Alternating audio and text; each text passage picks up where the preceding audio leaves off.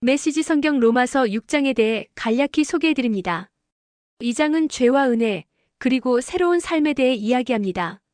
여기서 바울은 우리가 은혜를 받았다고 해서 죄를 계속 지어도 된다는 뜻이 아니라고 분명히 말합니다. 그는 우리가 예수 그리스도와 함께 죽고 부활함으로 새로운 삶을 시작했다고 설명합니다. 이제 죄가 아닌 하나님께 순종하며 살아야 한다는 것입니다. 바울은 우리의 몸을 옛 주인인 죄에게 내어줄 것이 아니라 하나님을 위해 사용하는 도구가 되어야 한다고 강조합니다. 더 이상 죄의 종이 아니라 의의 종으로 살아야 한다는 메시지입니다. 로마서 6장은 우리가 받은 은혜 속에서 자유를 누리면서도 책임감 있는 삶을 살아가라는 깊은 도전을 줍니다. 지금까지 메시지 성경 로마서 6장을 간략히 전해드렸습니다. 메시지 성경 로마서 6장 말씀으로 들어갑니다. 그리스도와 함께 죽고 살다. 그렇다면 이제 우리는 어떻게 할까요? 혹시 하나님이 계속해서 용서를 베풀어 주시도록 계속해서 죄를 지을까요? 그렇지 않기를 바랍니다. 죄가 다스리는 나라를 떠난 사람이 어떻게 거기 있는 옛집에서 계속 살 수 있단 말입니까? 우리는 짐을 꾸려 영원히 그곳을 떠났다는 사실을 모르십니까?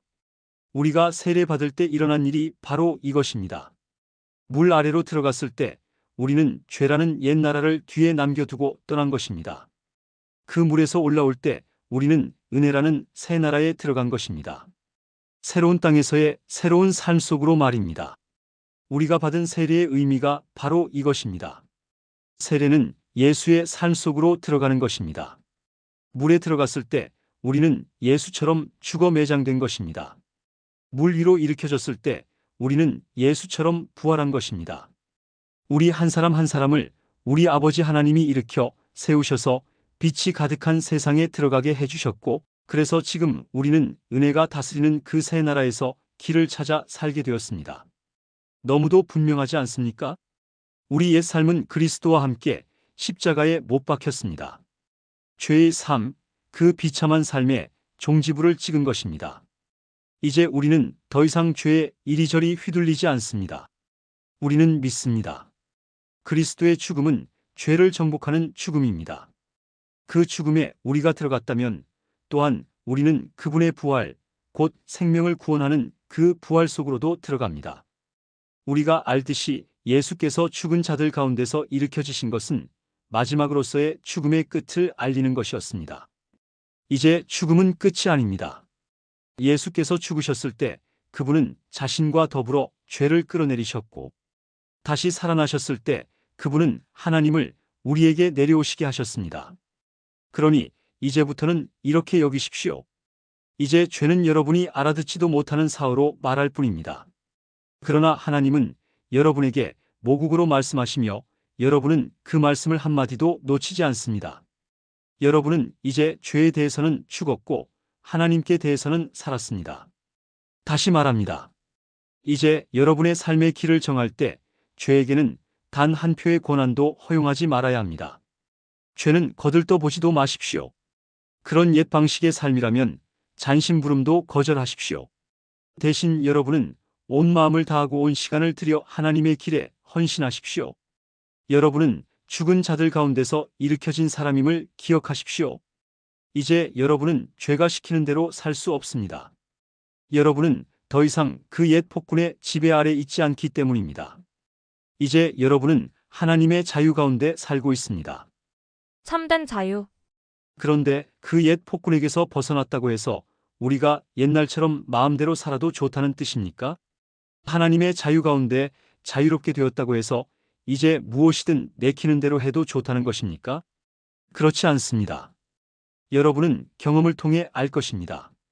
자유로운 행위라지만 실은 자유를 파괴하는 행위들이 있다는 것을 말입니다. 가령 여러분 자신을 죄에 바쳐 보십시오. 그러면 그것으로 여러분의 자유의 행위는 끝납니다. 그러나 여러분 자신을 하나님의 길에 바쳐 보십시오.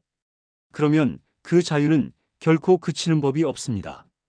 여러분은 평생을 죄가 시키는 대로 살아왔습니다.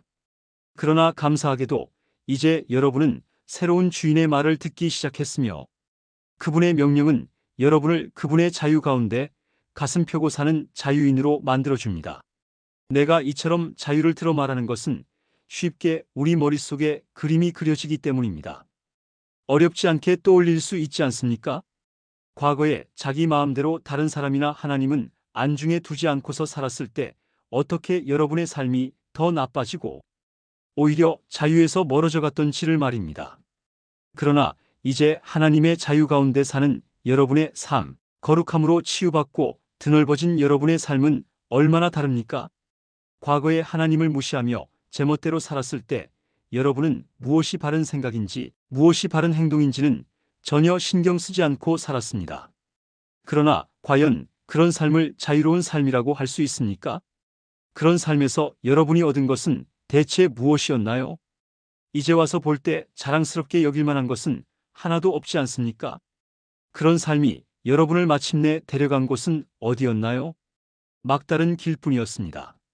그러나 더 이상 죄가 시키는 대로 살 필요가 없다는 사실을 알게 된 지금, 하나님의 말씀을 듣고 따르는 즐거움을 알게 된 지금, 여러분, 놀랍지 않습니까?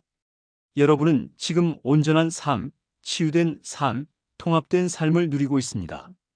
또한 이 삶은 갈수록 더 풍성해집니다. 죄를 위해 평생 애써 일해 보십시오. 결국 여러분이 받게 될 연금은 죽음이 전부입니다. 그러나 하나님의 선물은 우리 주 예수께서 전해주시는 참된 삶, 영원한 삶입니다.